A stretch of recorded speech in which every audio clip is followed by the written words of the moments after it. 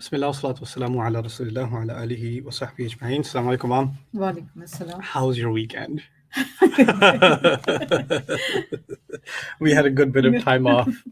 That's okay. We did 15. 15 kiye humne mahine mein. Maybe by tomorrow 16 ho jayenge. So we're above 50% average. It's not bad. I'll take it's a good score for Ramadan. And some people, my friends, are, it's really bad. I was like, no, it's not that bad. It's okay. It's okay. So good for first innings. آج بدلے کے بارے میں کسی نے پوچھا تھا, تو وہ سوال پہلے آپ پڑھ لیں, پھر اس کے بعد کچھ بات کرتے ہیں. بعض اوقات ایسا معلوم ہوتا ہے کہ لوگ زیادتی اور گناہ کرنے کے باوجود خوشحالی اور سکون کی زندگی گزار رہے ہوتے ہیں. ایسا لگتا ہے کہ مظلوم کی فریاد سنی نہیں جا رہی ہے. تو کیا ایسے حالات میں انسان ظالم کے لیے عذاب کی دعا کر سکتا ہے؟ سوال تو بہت گہرا ہے اور اس سوال کے بڑے لیئرز ہیں, لیکن پہلی میرے خیال سے سب سے مفید اپروچ یہ ہے کہ پہلے جیسے قرآن نے کہیں کہیں اس چیز کی طرف اشارہ کیا, اس پہ تھوڑا سا اس پہ ایک نظر مار دیں, پھر اس کے بعد اس کو ذرا سسٹمیٹکلی سمجھنے کی کوشش کرتے ہیں, کیونکہ یہ ایک سچویشن نہیں ہے, کئی مختلف قسم کی سچویشنز ہوتی ہیں, اور اگر 5 مختلف قسم کی سچویشنز ہیں تو اس کے 5 مختلف جواب بھی ہو سکتے ہیں, ایک ہی جواب نہیں ہوتا. تو پہلی بات ایک واقعہ ہے خباب بن ارت کا رضی اللہ عنہ, صحابی تھے رسول صلی اللہ علیہ وسلم کے, اور وہ غلام تھے, مسلمان ہو گئے. تو ان کا جو آقا ہے وہ مشرک تھا, اس کو غصہ آیا کہ یہ کیسے مسلمان ہو گیا. تو انہوں نے کیا کیا کہ وہ کول کو کیا کہتے ہیں, کوئلے جلائے زمین پہ, اور زبردستی کوئلوں پہ ان کو قمیض اتار کے لٹا دیا, اور ان پہ کھڑے ہو گئے زبردستی, ساری ان کی پیچھے سے پیٹھ جھلس گئی. تو سارے ٹارچر کے بعد وہ رسول صلی اللہ علیہ وسلم کے پاس آئے, پیچھے سے پیٹ ان کی ساری جھلسی ہوئی, اور انہوں نے کہا کہ یا رسول اللہ, ہم نے حق مانگا ہے, ہم نے کیا غلط کیا ہے, اور ہمارے اوپر ایسے عذاب, اور یہ لوگ جو چاہیں کریں, رائٹ. تو وہ اپنی فریاد انہوں نے کی اس تکلیف میں نا. تو اس موقع پر اللہ تعالیٰ نے سورۃ العنکبوت کا پہلا جو حصہ ہے وہ نازل کیا, اور سورۃ العنکبوت سورہ نمبر 29 ہے, 29. My numbers are getting good. 29. So number 29 شروع میں ہی ہے, الف لام میم احسب الناس ان یترکوا ان یقولوا آمنا وهم لا یفتنون. الف لام میم, کیا لوگوں نے یہ سوچا ہوا ہے کہ وہ چھوڑ دیے جائیں گے یہ کہنے کے بعد کہ وہ ایمان لے آئے, اور ان کو فتنے میں نہیں ڈالا جائے گا. فتنے کا لفظ عربی میں ہوتا ہے کسی کو بہت سخت مشکل میں ڈالنا. اصل میں فتنے کا لفظ استعمال ہوتا تھا پہلے سونے کو پاک کرنے کے لیے. سونے کو جب بہت بڑی آگ میں ڈالتے ہیں نا, بھٹی میں ڈالتے ہیں, تو اس میں جو بھی امپیورٹی ہوتی ہے وہ پگھل کے نکل جاتی ہے, خالص سونا رہ جاتا ہے. اس پروسیس کو فتنہ کہتے تھے عربی میں. تو اس سے ہم نے جب کہتے ہیں کہ عربی میں کہتے ہیں کوئی فتنے میں ہے, یعنی وہ بہت بڑے امتحان میں ہے, لیکن اس میں اس کا مقصد بھی ہے کہ اس کی جو کوئی بھی ناپاکی ہوگی اس کے اندر وہ بھی نکل آئے گی, وہ ریفائن ہو جائے گا جو بھی ہے فتنے سے گزر رہا ہے. تو خیر اللہ تعالیٰ نے یہ بات کی, پھر کہا وَلَقَدْ فَتَنَّا الَّذِينَ مِن قَبْلِهِمْ, تم سے پہلے بھی کہیں پہلے بھی لوگوں کو فتنے میں ڈالا گیا تھا.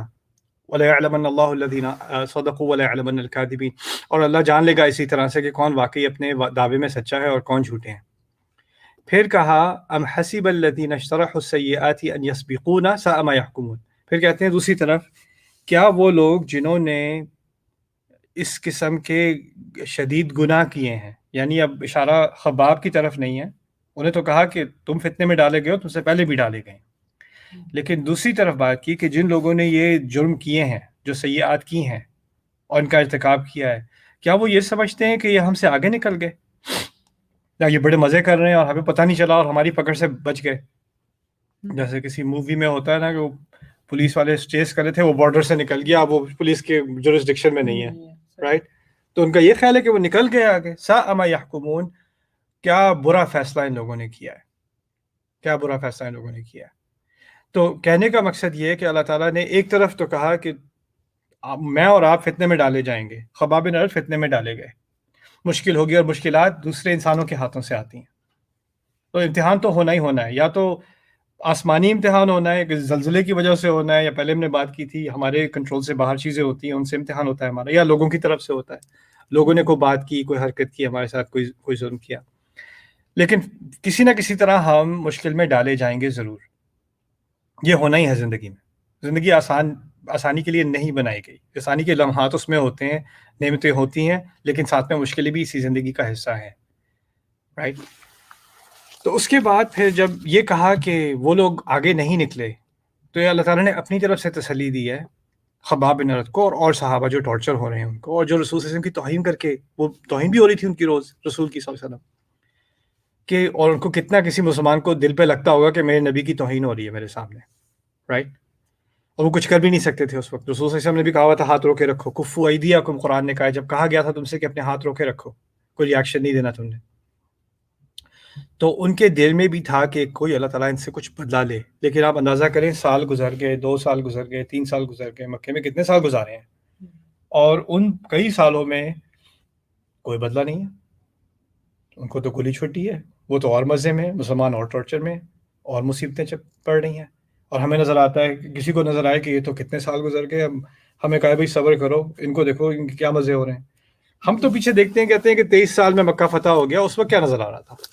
اس وقت تو کوئی سرے سے آثار بھی نظر نہیں آ رہے تھے کہ تبدیلی آنے والی ہے یا مدینے میں جا کے کیا ہوگا. ہمیں کچھ نہیں پتا تھا ابھی، رائٹ. تو پہلی بات ہے کہ اللہ تعالیٰ نے بتایا، اس طرح سمجھایا ہے کہ ہمارا اپنا ایک ٹائم ٹیبل ہوتا ہے. مجھے کسی پہ غصہ ہے، میں چاہتا ہوں اللہ تعالیٰ کی طرف سے بجلی اس کے سر پہ ابھی آ کے گرے، رائٹ. لیکن اللہ تعالیٰ نے دنیا ہمارے ٹائم ٹیبل پہ نہیں بنائی، اپنے ٹائم ٹیبل پہ بنائی. اور اگر واقعی ہمارے ٹائم ٹیبل پہ دنیا ہوتی نا تو دنیا باقی نہ رہتی، کیونکہ میں نے کسی کے سر پہ بجلی گرانی تھی، کسی اور نے میرے سر پہ گرانی تھی، ہم سارے ختم ہو جاتے ہیں. اللہ تعالیٰ کی رحمت ہے کہ کیونکہ اگر کوئی انسان سوچے کہ میری توقعات کے حساب سے انصاف ہونا چاہیے، تو پھر دوسرے انسان کے توقعات کے سے بھی، اس کے حساب سے بھی تو انصاف ہونا. اگر آپ سمجھتے ہیں کہ آپ کے ساتھ کسی نے زیادتی کی ہے تو یہ ممکن نہیں ہے کہ آپ نے کبھی کسی کے ساتھ زیادتی نہ کی ہو، آپ کو خیال بھی نہ آئے ہو اور کی ہو. تو اور اگر ہر ایک کو جزا اور سزا فوراً ملنی شروع ہو جائے اس دنیا میں تو دنیا کی پاپولیشن تو گئی ختم، پہلی بات. دوسری بات اس میں یہ ہے کہ اللہ تعالیٰ نے یہاں پر فرمایا کہ بدلے کے، اور جگہ پر بتایا ہے کہ بدلے کے جو چاہت ہے، خواہش ہے انسان کے اندر کہ میرے ساتھ انصاف ہو. بدلہ اور چیز ہے، انصاف اور چیز ہے. انصاف ہو کم از کم کہ میرے ساتھ زیادتی ہوئی ہے، مجھے اس کو کریکٹ کرنا ہے، اس کا مجھے جسٹس لینی ہے. اس کے بارے میں اللہ تعالیٰ نے کہا ہے وَلَمَنِ انتَصَرَ بَعْدَ ظُلْمِهِ فَأُولَٰئِكَ مَا كَانَ عَلَيْهِم مِّن سَبِيلٍ. سورۃ شورى میں اللہ تعالیٰ نے کہا ہے کہ جو کوئی اپنے ساتھ ظلم کیے جانے کے بعد اپنی مدد کرنے کی کوشش کرے یا انصاف کے دائرے کے اندر بدلہ لینے کی کوشش کرے، فَأُولَٰئِكَ مَا كَانَ عَلَيْهِم مِّن سَبِيلٍ، تو ان کے خلاف آپ کوئی کیس نہیں کر سکتے. یعنی آپ ان کو، تمہیں معاف کرنا چاہیے، کیوں بدلہ کر رہے ہو، کیوں انصاف کر رہے ہو، کیوں لائر کیا تم نے، کیوں سو کیا تم نے، کیوں شکایت کی تم نے، کیوں انصاف ڈھونڈا تمہیں، صبر کرنا چاہیے. اللہ تعالیٰ نے کہہ دیا آپ کی کوئی اگر انصاف لینا چاہ رہا ہے اپنے لیے تو آپ اس کے خلاف کیس نہیں کر سکتے. فَأُولَٰئِكَ مَا كَانَ عَلَيْهِم مِّن سَبِيلٍ إِنَّمَا السَّبِيلُ عَلَى الَّذِينَ يَظْلِمُونَ النَّاسَ. راستہ یعنی کیس تو ان کے خلاف بنتا ہے جنہوں نے زیادتی کی ہے لوگوں کے ساتھ. جو انصاف مانگ رہا ہے اس کو آپ کہہ رہے ہیں تم غلط کر رہے ہو. یعنی قرآن نے یہ ہم پر فریضہ نہیں ڈالا کہ معاف کرنا چاہیے، معاف کرنا چاہیے، معاف کرنا چاہیے. معاف کرنا آپ کسی اور کو نہیں کہہ سکتے کہ معاف کرو، وہ اس کا حق ہے معاف کرنے کا یا انصاف لینے کا، اس کا حق ہے. اس کو آپ یہ اسلام کے دائرے، اسلام کا بہانہ لے کے بھی نہیں کہہ سکتے اللہ تعالیٰ چاہتے ہیں کہ تم معاف کر دو. نہیں بھائی، آپ کسی اور کو نہیں کہہ سکتے، یہ آپ کو مجھے کہنے کا یہ حق نہیں ہے. اس انسان کو حق ہے، اس کی تکلیف ہے، آپ نہیں جانتے اس کی تکلیف اس پر کتنی گزری ہے، اس کو کیا، اس کے کیا احساسات ہیں.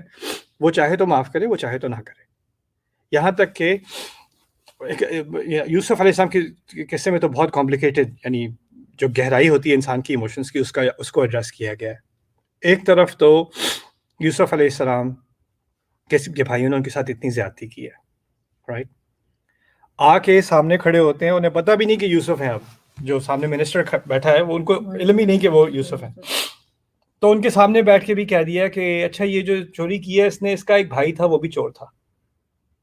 یوسف کے بارے میں کہہ رہے ہیں اور یوسف سے کہہ رہے ہیں، انہیں پتہ بھی نہیں یوسف سے کہہ رہے ہیں علیہ السلام، رائٹ.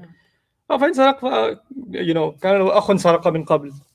یہ ان کے ایک بھائی تھا، اس نے بھی چوری کی تھی، اور یوسف علیہ السلام نے چوری کا الزام، وہ بھی ان کے سامنے. اب وہ اس موقع پہ بیٹھے ہیں کہ یہاں ایسے وہ اشارہ کریں تو یہ سارے ایکسیکیوٹ ہو جائیں، اور وہ اپنے آپ کو ریویل بھی کر سکتے ہیں کہ تم بات کیا کر رہے ہو، مجھ پہ الزام لگا رہے ہو، ابھی تک تم نہیں بدلے. لیکن انہوں نے دل میں ہی کہا انتم شر مکانا، تم تو پہلے سے بھی خراب ہو گئے ہو، تم تو پہلے سے بھی اور خراب ہو. مجھے تو لگا تھا کہ شاید کئی انسان نے کوئی غلط حرکت کی ہو، ہم نے اپنے بھائی کو مار دیا یا کنویں میں پھینک دیا، بعد میں کوئی ندامت ہوگی تم پہ تمہارے دل میں، اب تم مجھے مزید ابھی تک کوس رہے ہو، تم تو پہلے سے بھی اور خراب ہو، انتم شر المکان. ان کے دل میں یہ بات آئی. اسرہا یوسف فی نفسہ، یوسف علیہ السلام نے وہ تکلیف، وہ غصہ اپنے اندر ہی رکھا، انہوں نے ظاہر نہیں ہونے دیا. اب ان کے پاس پاور تھی ظاہر کرنے کی، لیکن انہوں نے ظاہر نہیں ہونے دیا. اچھا بعد میں جب سارا کچھ ریویل ہو گیا اور سارے ہمبل ہو گئے ان کے سامنے، تو یوسف علیہ السلام نے کہا لا تثریب علیکم الیوم، تم پر آج کوئی پکڑ نہیں ہوگی، تم پر آج کوئی پکڑ نہیں ہوگی. لیکن کھلی چھٹی بھی نہیں دی. جب انہوں نے کہا تم پر پکڑ نہیں ہوگی اور تم اب مصر میں اللہ تعالیٰ چاہیں تو تم آمینین یعنی امن و امان سے داخل ہو سکتے ہو. لیکن اس کے بعد اس میں ایک میں نے اپنے انگلش لیکچرز میں بتایا تھا، ایک سٹل سی اس میں ایک اشارہ بھی ہے کہ اب اگر تم نے لائن کراس کی، آج تک جو ہوا تم پہ پکڑ نہیں ہے. اس میں اشارہ کس بات کی طرف ہے؟ اس کے بعد اگر کچھ کرنے کی کوشش کی تو یہ آج کی گارنٹی ختم.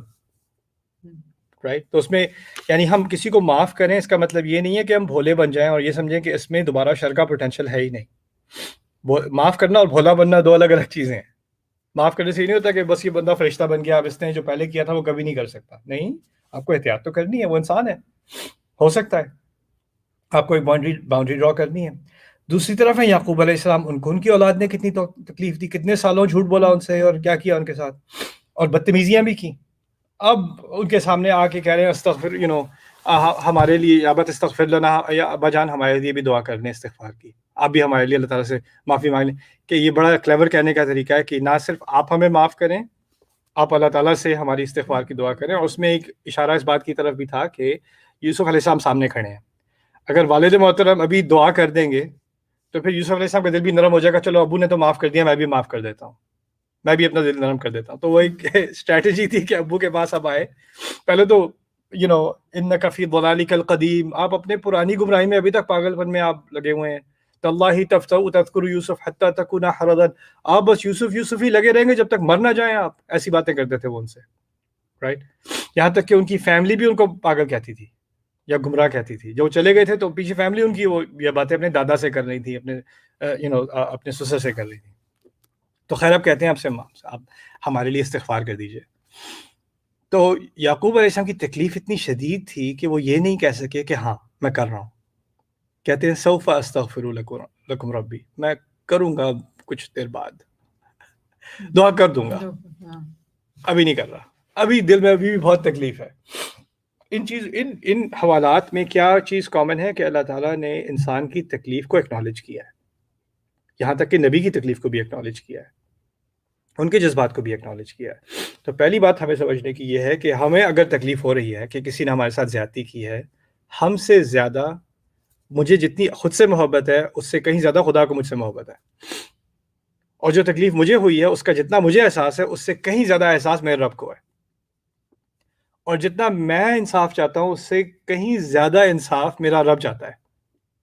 امر ربی بالقسط شاہد قائما بالقسط، میرا رب قسط پہ، انصاف پہ کھڑا ہے. اور انصاف کی اصل جو اللہ تعالیٰ کے ناموں میں سے العدل، انصاف، یعنی انصاف کی ڈیفینیشن ہی ہمارا رب ہے.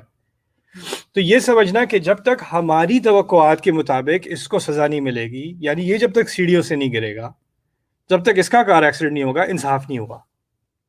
تو یہ کیا ہوتا ہے؟ یہ ہم سمجھتے ہیں کہ ہمیں انصاف کا زیادہ اچھا کانسیپٹ ہے، ہم اللہ تعالیٰ کو سکھائیں گے کہ انصاف کیا ہوتا ہے. لگتا ہے کہ اللہ تعالیٰ کو کچھ کانسیپٹ نہیں ملا ہمارا، اور کچھ بات ادھر ہو گئی. جیسے گورنمنٹ میں آپ اپنا کیس فائل کرتے ہیں نا، وہ فائل گم جاتی ہے اور کیس چل رہا ہے، پتہ نہیں وہ جج نے دیکھا بھی کہ نہیں، کسی کلرک نے ادھر ادھر کر دیا. ہمارا کانسیپٹ ایسا ہو جاتا ہے اللہ تعالیٰ نے ہمارے ٹائم ٹیبل پہ بدلہ نہیں لیا اور ہمارے ڈیفینیشن کا بدلہ نہیں لیا، تو پتہ نہیں اللہ تعالیٰ نے انصاف کیا بھی کہ نہیں. اور یہ آپ خود سوچیں، مسلمان ہونے کے ناطے اللہ تعالیٰ کو ہر عیب سے پاک ہونے کے ناطے جو ہم مانتے ہیں، ایسے خیالات اللہ تعالیٰ کے بارے میں مناسب ہیں؟ ممکن ہے انسان بھول جاتا ہے جذبات میں آ کے کہ وہ کیا کیا سوچ رہا ہے اپنے رب کے بارے میں. بس ہم چاہتے ہیں فوراً بدلہ دے لیں، فوراً بدلہ لے لیں. تو یہ ایک جلدی کی چیز ہے. پھر وجزاء سیئۃ سیئۃ مثلھا، جو برا کیا ہے اس کی جزا تو اسی کے برابر کی ہوگی. اللہ تعالیٰ نے یہ قاعدہ دے دیا، لیکن کیسے دے گا، کب دے گا، کس مقدار میں دے گا، کہاں دے گا یہ اس پر ہے، یہ اللہ تعالیٰ یہ اس پر ہے۔ آپ یہ بھی سمجھ لیں کہ ہم کیونکہ ایک دنیا پہ ایمان نہیں رکھتے، ہمارا ایمان ہے دیکھی دنیا پہ اور ایک اندیکھی دنیا پہ۔ دیکھیے دیکھی دنیا میں کوئی چیز زحمت ہو سکتا ہے کہ وہ اندیکھی دنیا میں نعمت ہو، اور اس کا الٹا بھی ہو سکتا ہے، یہ بھی ہو سکتا ہے کہ دیکھی دنیا میں کوئی چیز نعمت ہو اور اس کی حقیقت کیا ہو کہ وہ زحمت ہو۔ ابراہیم علیہ السلام گھر سے نکالے جا رہے ہیں، زحمت ہے، لیکن آخرت کے حساب سے بہت بڑی نعمت ہے۔ فرعون کے پاس دنیا کا سب سے بڑا محل ہے، اس سے بڑی نعمت کیا ہوگی؟ لیکن اصل میں وہ نعمت کیا ہے؟ وہ زحمت ہے۔ ہم کسی کو دنیاوی اعتبار سے نعمت میں دیکھتے ہیں اور ہم کیا سمجھتے ہیں کہ یہ نعمت ہی نعمت ہے اس کے اوپر۔ آپ کو نہیں پتا کہ اس کے اندر کیا لعنت ہے، اس نعمت کے اندر کیا مشکلات آتی ہیں اس کے ساتھ، اس کی آخرت میں کیا پکڑ ہوگی، یا ہو سکتا ہے اس دنیا میں کیا پکڑ ہوگی۔ اللہ تعالیٰ نے تو سورۃ التوبہ میں کہہ دیا منافقون کے بارے میں، فلا تعجبک اموالهم ولا اولادهم انما يريد الله ليعذبهم بها وتزهق انفسهم وهم کافرون۔ آپ ان کے پیسوں سے اور ان کی اولاد سے امپریس نہ ہو جانا، یہ چیزیں آپ کو جو ہے وہ تعجب میں نہ ڈال دیں کہ ان کے پاس کیا کچھ ہے۔ اللہ کی صرف یہی نیت ہے کہ ان کو ان چیزوں کے ذریعے یعنی مال اور اولاد کے ذریعے ان کو عذاب دے اور یہ اندر سے مٹ کے رہ جائیں، تزہق انفسہم، اور یہ کفر میں ہی رہیں۔ یعنی لگتا ہے باہر سے لگتا ہے کہ یہ بہت ہی اچھے حال میں ہے کتنی کچھ حرکتیں کرنے کے بعد، لیکن اللہ تعالیٰ کہہ رہے ہیں تم ان چیزوں کو دیکھ کے امپریس نہ ہو جانا، دھوکے میں نہ آ جانا۔ تو یہ جو ریئلائزیشن ہے اس سے انسان کو بہت ریلیف ملتی ہے۔ پھر اس کے بارے میں آخری بات وہ یہ ہے کہ اللہ تعالیٰ نے جو انسان کے دل میں ہوتا ہے نا کہ مجھے بدلہ چاہیے، کہ اس کو بھی کوئی نہ کوئی تکلیف ہو، اس کو بھی تکلیف ہو، یہ اصل میں جو اللہ تعالیٰ سے ایمان ہے نا اس سے دور دور لے کے چلی جاتی ہے ہمیں یہ چیز۔ کسی حد تک مجھے بھی انصاف چاہیے، آپ کو بھی چاہیے۔ کسی نے مجھے تکلیف دی ہے، مجھے ہوتا ہے کہ میں اگر مجھے کوئی نظر آ گیا تو میں بھی اس کو تکلیف دوں۔ لیکن خود انصاف لینا، لاء کے ذریعے لینا، فیملی کے ذریعے انصاف لینا، شریعت کے دائرے کے اندر انصاف لینا، وہ اپنی جگہ ہے۔ اللہ تعالیٰ سے کسی کے خلاف سزا کی دعا مانگنا وہ الگ چیز ہے۔ اللہ تعالیٰ اس کو یہ کر، وہ کر، یہ کر۔ ہمارا جو بیان ہے قرآن کا، جو ہدایت ہے قرآن کی، وہ کیا ہے؟ ہم یہ نہیں اندازہ کر سکتے کہ ہمارے ساتھ جو کسی نے زیادتی کی ہے، جو انبیاء کے ساتھ لوگوں نے زیادتی کی تھی وہ کم ہوگی، بلکہ ان کے ساتھ جو زیادتیاں ہوئیں وہ زیادہ ہیں، ہمارے ساتھ جو زیادتیاں ہوئی ہیں وہ کم ہیں۔ تو ان لوگوں نے جب انصاف تو لیں گے، اور وہ یہاں تک کہ جنگیں بھی لڑی گئی ہیں، انصاف اپنی جگہ ہے، وہ انسانی دائرے میں، لیکن اللہ تعالیٰ سے دعا اپنی جگہ اور ہے۔ اللہ تعالیٰ سے دعا، اکثریت دعائیں کیا ہیں؟ اللہ تعالیٰ مجھے ان کے شر سے بچا لے، اللہ تعالیٰ تو دیکھ رہا ہے، جو اس امتحان سے مجھے لوگوں کے لیے فتنہ نہ بنا دینا، لا تجعلنا فتنة للذین کفروا۔ اس کا مطلب ہے اپنے لیے دعا کریں، اپنے لیے دعا کریں کہ آپ ان لوگوں کے شر سے بچ کے رہیں، یا آپ اللہ تعالیٰ کو آپ کو ہیلنگ دے دے، آپ کو ریلیف دے دے، آپ کو شفا دے دے، آپ کے دل کو اطمینان دے دے۔ دیکھیں بدلے کا جو جذبہ ہے نا، وہ انسان کو اندر سے کھاتا جاتا ہے، اور جس نے آپ کو تکلیف دی ہے وہ ابھی بھی جیت رہا ہے، کیونکہ آپ ابھی بھی چین سے نہیں ہیں۔ اور میں بتاؤں، جن لوگوں کو آپ کو تکلیف دینی ہوتی ہے نا، وہ آپ کو خوش دیکھ کے بڑی تکلیف میں ہوتے ہیں، رائٹ؟ تو جیسا کسی انسان کو ہو رہا ہے میں اس کو خوش دیکھ رہا ہوں، مجھے تکلیف ہو رہی ہے، ایسا الٹا بھی کر سکتے ہیں آپ کہ اگر آپ خوش ہو جائیں اور آپ کو اس جلن سے آپ ہٹ جائیں تو اس کو تکلیف ہونی شروع ہو جائے کہ میں نے تو اس کو برباد کیا تھا، یہ خوش کیوں ہے، یہ کیوں ہنس رہا ہے، یہ کیوں سانس لے رہا ہے، رائٹ؟ تو بدلے کے سینٹیمنٹ سے انسان اپنے آپ کو نکالنے کی کوشش کرے تو وہ اس کے لیے، خود کے لیے بہتر ہے۔ وہ کسی اور کو ڈیمیج نہیں کر رہا، وہ اپنے آپ کو ڈیمیج کر رہا ہے اس کے اندر رہ کے۔ پھر میں یہ کہنا چاہتا تھا کہ اس میں نا کئی دفعہ ایسا ہوتا ہے کہ ہماری فیملی سچویشنز میں فیملیز کی طرف سے زیادتی ہوتی ہے، کسی کے چچے نے زیادتی کی، کسی سسر نے زیادتی کی، کسی کے ہسبینڈ نے زیادتی کی، وائف نے زیادتی کی، لوگوں نے زیادتی کی، رائٹ؟ اور ہم اس میں بیچ میں اللہ تعالیٰ کو لے آتے ہیں کہ اللہ تعالیٰ کی طرف سے اس پر یہ ہوگا وہ ہوگا. اس کا سلوشن یہ ہے کہ ہمیں فیملی میں چیزوں کو کنفرنٹ کرنا چاہیے, چیزوں کو ایڈریس کرنا چاہیے, انصاف لینا چاہیے صحیح چینل کے تھرو. یہی نہیں کہ بیٹھ کے ہم دعائیں کرنے کہ اللہ تعالیٰ کی طرف سے کوئی آسمانی انصاف آئے گا, ہم نے تو کچھ نہیں کرنا, ہم تو بیٹھے مار کھا رہے ہیں جی, بس ہمارے ساتھ تو یہ ہو گیا وہ ہو گیا. ہر انسان کے پاس انصاف لینے کا اس کے پاس ایک صلاحیت ہے, کوئی نہ کوئی راستہ ہے. جب وہ راستہ ڈھونڈے ہی نہ اور سب اللہ تعالیٰ پہ ڈال دے اور پھر کہ اللہ تعالیٰ بدلہ لے گا میرے لیے, اللہ تعالیٰ بدلہ کیوں نہیں لے رہا؟ نہیں, وَلَمَنِ انتَصَرَ بَعْدَ ظُلْمِهِ, جس نے اپنی مدد کرنے کی کوشش کی ظلم ہونے کے بعد. یعنی ہر انسان کے پاس کچھ نہ کچھ صلاحیت ہے کہ وہ اپنی صورتحال میں کچھ نہ کچھ کر سکے. ٹھیک ہے, کچھ سچویشنز ہوتی ہیں کہ اب یوسف علیہ السلام جیل میں ہیں, وہ کچھ نہیں کر سکتے, وہ اپنی جگہ ہے. لیکن اگر فرض کریں کوئی بڑا بھائی ہے کسی کا, وہ ہمیشہ گالیاں دیتا ہے اس کو, چھوٹے بھائی کو ابیوز کرتا ہے, رائٹ؟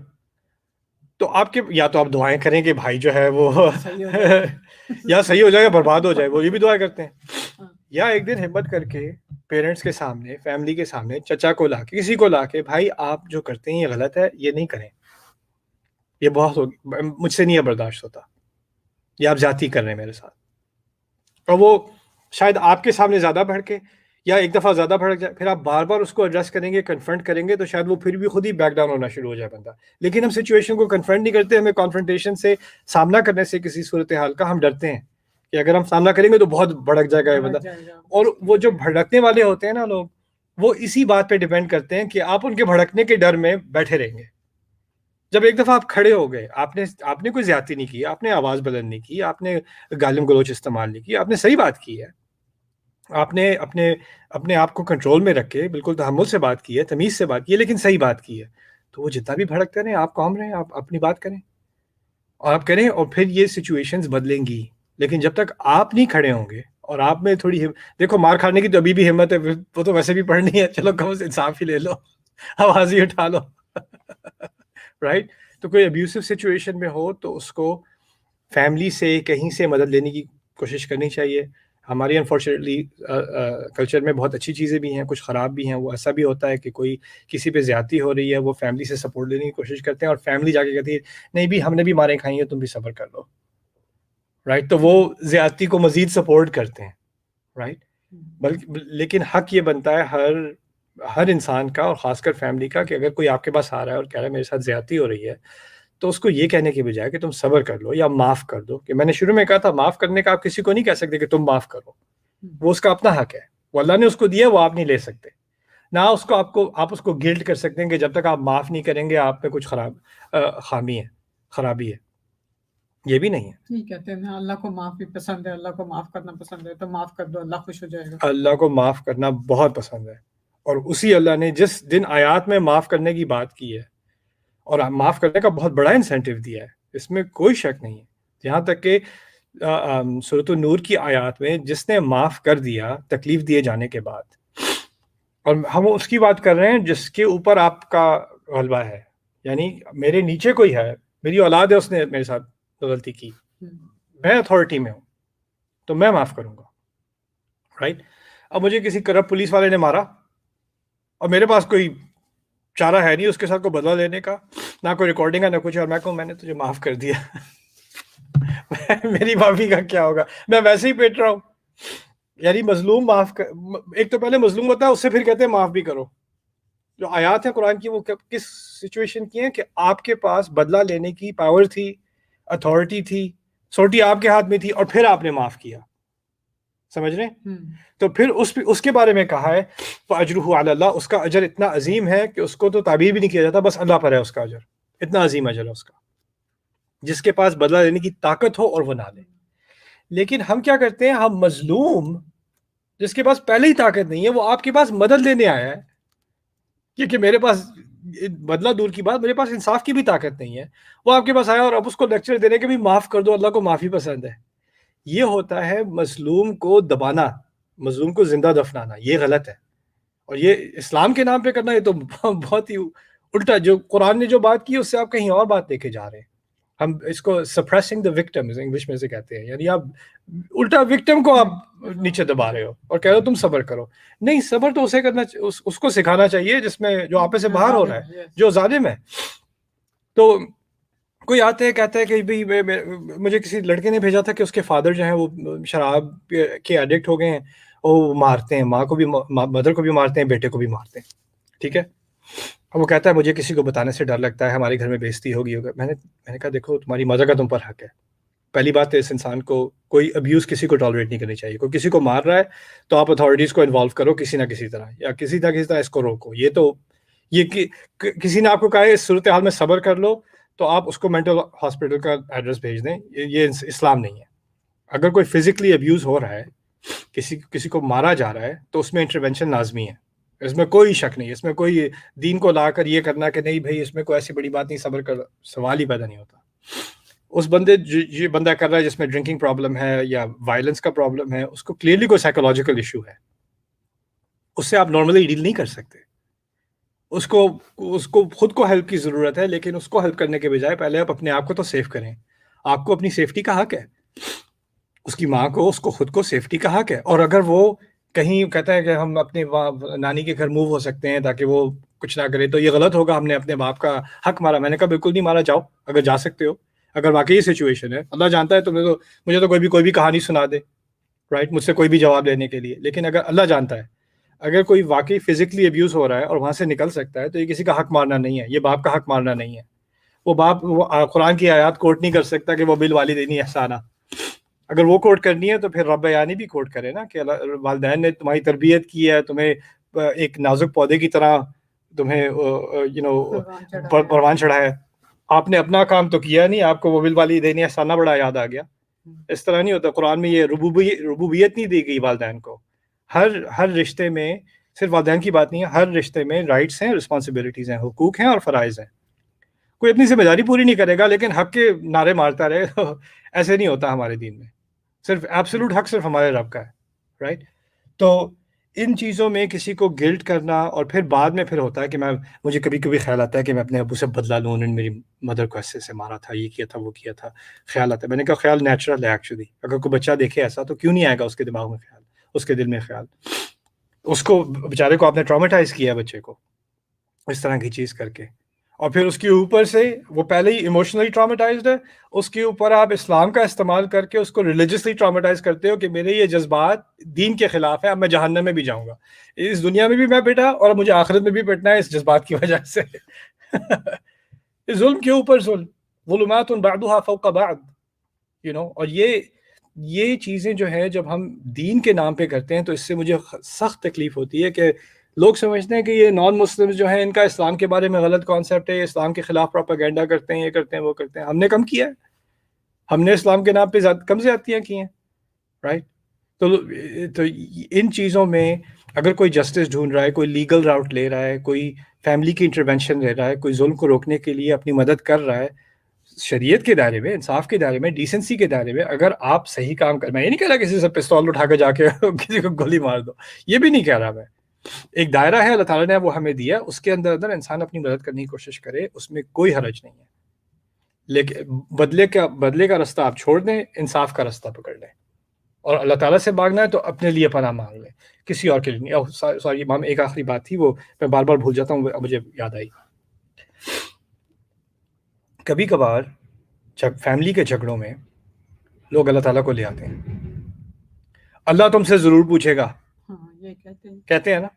اوکے، ماما فرض کریں کہ میرا فیملی ممبر سے کسی سے بہت زیادہ جھگڑا ہوا، بہت ہی بری لڑائی ہوئی، بہت برے الفاظ دونوں طرف کہے گئے، ٹھیک ہے.